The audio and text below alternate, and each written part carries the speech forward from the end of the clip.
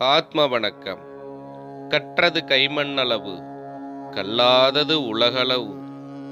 நேற்று கற்றது கண்டோம், இனி கல்லாதது எது எனில் உலகளவு என்றுள்ளது.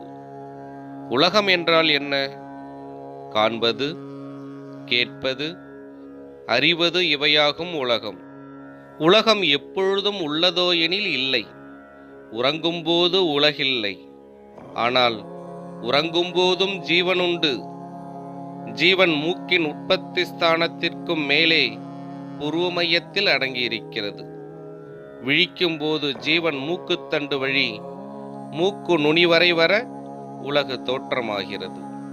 ஆனால் ஜீவன் மூக்கு நுனி கடந்து வெளியேறும் போது செத்து பிணமாகிறோம். பிணத்திற்கு உலகமில்லை.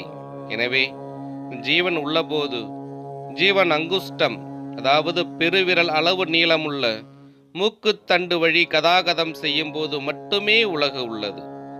மூக்குத்தண்டின் மேலே செல்லும் போது ஜீவன் தன்னில் ஒடுங்க உலகமில்லை.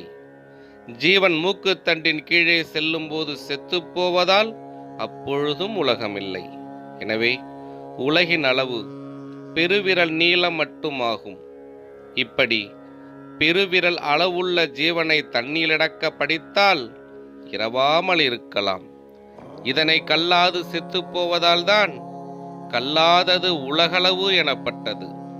எனவே கற்றது கைமண்ணளவு, கல்லாதது உலகளவு என்றால் செத்துப்போக படித்தார்களே தவிர சாகாமல் இருக்க படிக்கவில்லை என்பதாகும்.